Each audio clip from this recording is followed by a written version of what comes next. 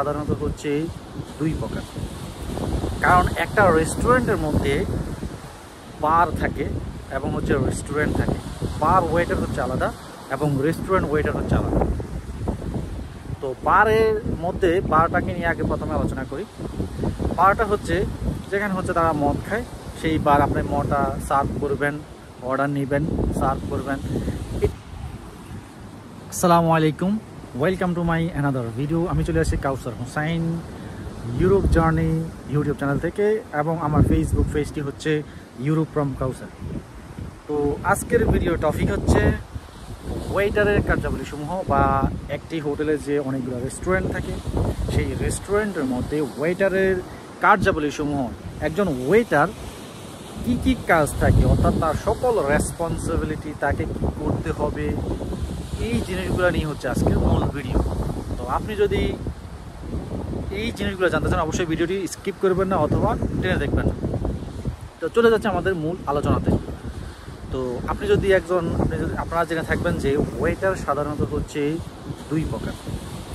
কারণ একটা রেস্টুরেন্টের মধ্যে বার থাকে এবং হচ্ছে রেস্টুরেন্ট থাকে। বার ওয়েটার হচ্ছে আলাদা এবং রেস্টুরেন্ট ওয়েটার হচ্ছে আলাদা। তো বারের মধ্যে বারটাকে নিয়ে আগে প্রথমে আলোচনা করি। বারটা হচ্ছে যেখানে হচ্ছে তারা মদ খায়, সেই বার আপনি মদটা সার্ভ করবেন, অর্ডার নেবেন, সার্ভ করবেন। এটাই হচ্ছে একজন বার ওয়েটারের কার্যাবলীসমূহ। এবং কীভাবে কাজ করবেন আপনি ধরেন এখানে একটা বার আছে। তো এই বারের মধ্যে এখানে হেড ওয়েটার থাকে, জুনিয়র ওয়েটার থাকে। তো সাধারণত জুনিয়র ওয়েটাররা হেড ওয়েটারে যেই অর্ডারটা দেয় ওটা মদ বানায়া ওখান থেকে কি সার্ভ করে দেয়। বারটেন্ডার থাকে, বারটেন্ডার সাধারণত মদ যারা বানায় ওরা বারটেন্ডার বারের মধ্যে থাকে। আর যে বার ওয়েটারগুলো আছে, যে হেড ওয়েটার বারের, উনি প্রথমে গেস্টদের কাছে যাবে, উনি বলবে যে ওনারা কী কী মদ খাইতে চায় সেটা লিস্ট করবে, সেটা লিখে সেটা তার জুনিয়র ওয়েটারের কাছে দিবে। জুনিয়র ওয়েটার এটা বারে যাইয়া, অর্থাৎ যে বারটেন্ডারের কাছে দিলে সে এটা দেখে বানাই দিবে, ওই টেবিলে সার্ভ করবে। এখন কিছু আছে ফ্রেড, কিছু আছে হচ্ছে যারা হোটেলে রিজার্ভেশন থাকে, যে যদি হোটেল হয় ওটা দেখা গেছে ইনক্লুডেড থাকে, ঠিক আছে। আর আছে কিছু হ্যান্ড ক্যাশ দিয়ে এরপরে যাওয়ার সময় বিল দিয়ে যাইতে হয়। এইটা হচ্ছে বার ওয়েটার, অর্থাৎ আপনি অর্ডার নেবেন, মদ সার্ভ করবেন, এইটা হচ্ছে বার ওয়েটারের কাজ। এবার হচ্ছে রেস্টুরেন্ট ওয়েটার। রেস্টুরেন্টের মধ্যে আবার দুই প্রকার রেস্টুরেন্ট থাকে। একটা হচ্ছে এলাকার রেস্টুরেন্ট, যেটাকে আমরা বলি অর্ডার দিয়ে খাওয়া হয়, অ্যাকর্ডিং টু অর্ডার অথবা এলাকার, এটাকে বলা হয়, যেখানে অর্ডার দিয়ে খাইতে হয়। আরটা হচ্ছে বুফে রেস্টুরেন্ট।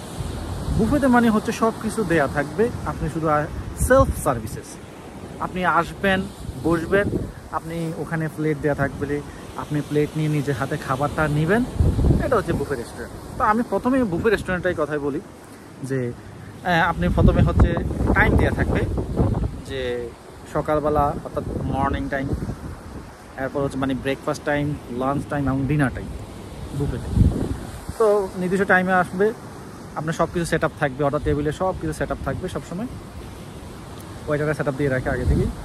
আপনি আসবেন, বসবেন, এরপরে আপনি বুফেতে যে স্টেশন থাকে, অর্থাৎ খাবারের যে পাত্রগুলা সাজাই রাখা হয়, ডিশগুলা, ওগুলো থেকে আপনি প্রথমে স্টার্টার নেয়, এরপর মেইন কোর্স, এরপর ডিজার্ট, এভাবেই শুরু করে। সাধারণত খাবারের 3টা কোর্স থাকে।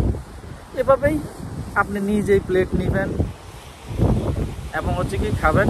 আর বুফে ওয়েটারদের কাজটা হচ্ছে কি, প্রথমত হচ্ছে সেট আপ দেওয়ার পরে হচ্ছে যেই গেস্টগুলো খাবার খাবে, খাবার খাওয়ার পরে এখন স্টার্টার শেষ করছে, তাহলে ওই প্লেটটা সে তৃতীয়বার ইউজ করবে না, অর্থাৎ এটা দিয়ে আমার মেইন কোর্স ব্যবহার করবে না।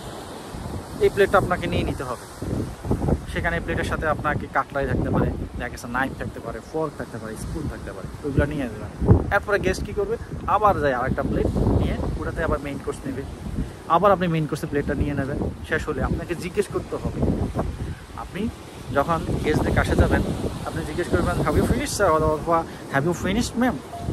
আপনি এটা তাকে জিজ্ঞেস করে তার থেকে অনুমতি নিয়ে তার থেকে প্লেটটা নেবেন। এটা সব জায়গায় আপনি এর থেকে অনুমতি নিতে পারেন।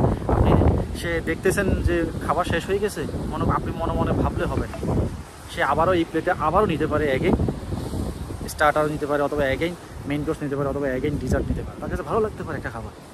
সো আপনি নিজে তার থেকে অনুমতি না নিন কখনো প্লেট আপনি শেষ করেছেন, বা আমি কি প্লেটটা নিতে পারি, can I take your plate, have you finished sir, অথবা হ্যাভ ইউ ফিনিশড ম্যাম। ও বলতো যে ইয়েস ইউ ক্যান টেক, তখন আপনি নিতে পারবেন। এছাড়া অনুমতি না নিয়ে এটা নিলে যদি সে রাগান্বিত হয়ে যায়, যারা শেষ হয় না, কারণ এরকম অনেক কমপ্লেন আমরা দেখছি রেস্টুরেন্টের মধ্যে, খাবার শেষ না হইতেই ওয়েটার এসে প্লেট নিয়ে গেছে, এটা কখনো করবেন না। এরপর হচ্ছে এইভাবে খাবার শেষ হওয়ার পরে আপনি এই খাবার মাঝামাঝিতে আবার দেখা গেছে অনেকেই টেবিল, দেখা গেছে একটা রেস্টুরেন্টের মধ্যে 80 থেকে 90টা টেবিল থাকে গ্রুপের মধ্যে, অথবা 100-150 থাকে, এটা একটা একসাথে তো আসতেছে খাইতেছে, আপনি সেট আপ দিবেন। এর মধ্যে খাবার মাঝামাঝি এই টেবিল খাবার শেষ হয়ে গেছে, উনি চলে গেছে, সব ক্লিন করে আপনার ওয়েটার্স দিয়ে ক্লিন করে আবার সেট আপ দিয়ে দিবেন, আবার খাবে, আবার উঠে যাবে, আবার সেট আপ দিয়ে দিবেন, এভাবে চলতে থাকবে। তো এইভাবে আপনার ব্রেকফাস্ট, লাঞ্চ, ডিনার ওয়েটার এগুলো কাজ করতে হয়। আরও কিছু কাজ করতে হয়, সেটা হচ্ছে সবাই যাওয়ার পরে আপনি এবার এখন ধরেন সকালবেলা খাইছে, আপনি লাঞ্চের সেট আপ দিয়ে রাখতে পারেন, অথবা লাঞ্চ খাইছে আপনি নাইটের সেট আপ, এটা লাস্ট মুহূর্তে যখন ফিনিশ সবাই চলে গেছে তখন আপনি পরবর্তী লাঞ্চ অথবা পরবর্তী ডিনারে সেট আপটা আপনি দিয়ে রাখতে হবে। এছাড়াও ওয়েটার আরও কিছু কার্যাবলী আছে, যে ফর্কগুলো থাকে অথবা কাটলারি যেগুলো থাকে, ছুরি, চামচ, এইগুলা হচ্ছে আপনাকে যারা লামজাতে কাজ করে, অথবা যারা ক্লিনারে কাজ করে, অথবা যারা কিচেন অ্যাসিস্ট্যান্টে কাজ করে, ওটা ধুয়ে দিবে, আপনি ওটা শুধু যা মুছে দিবেন, এটাও কিন্তু ওয়েটারের কাজ। এরপর হচ্ছে প্লেট, তো সবাই করে না, দেখা গেছে যদি 5 জন ওয়েটার থাকে, এক থেকে একজনকে ভিতরে পাঠাই দেয়, ও জায়গায় কাটলারিটা এটা পলিশ করে, অর্থাৎ মুছে, শুকনা টানা দিয়ে শুধু এটা মুছে। সেম গ্লাসটাও, ওয়াইন গ্লাস হোক, ওয়াটার গ্লাস হোক, যে গ্লাসেই হোক, ওগুলো তো সেগুলা ক্লিন করা থাকে, যারা ক্লিনার আছে ওরা ক্লিন করে দেয়, আপনি শুধু এগুলো পলিশ করবেন, অর্থাৎ মুছবেন। পানি অর্থাৎ পানি যেন লেগে না থাকে, সেটার জন্য এটা করা হয়। আর হচ্ছে সেম প্লেটগুলো আপনার উপরে ওগুলো পরিষ্কার করা থাকে, যারা লামজাতে থাকে ওরা ক্লিন করে দেয়, আপনি শুধু পলিশ করে রাখবেন, অর্থাৎ কোনো পানি না থাকে। তো এই মূলত হচ্ছে এগুলো হচ্ছে বুফে ওয়েটারের কাজ। এবার হচ্ছে সর্বশেষ হচ্ছে এলাকার ওয়েটারের কী কী কাজ। এলাকার ওয়েটার মানে হচ্ছে এখানে অর্ডার দিয়ে খাইতে হয়, আপনি অর্ডার দিবেন, আপনার সামনে খাবার নিয়ে। প্রথমে হচ্ছে যেমন আগে রিজার্ভেশন দিয়ে রাখি, অথবা রিজার্ভেশন না দিলেও একজন গেস্ট আসলো, আপনি তাকে ওয়েলকাম জানাবেন। ওয়েলকাম জানানোর পরে আপনি কি করলেন, যে হাউ আর ইউ স্যার, হ্যাঁ ও সে ভালো আছে।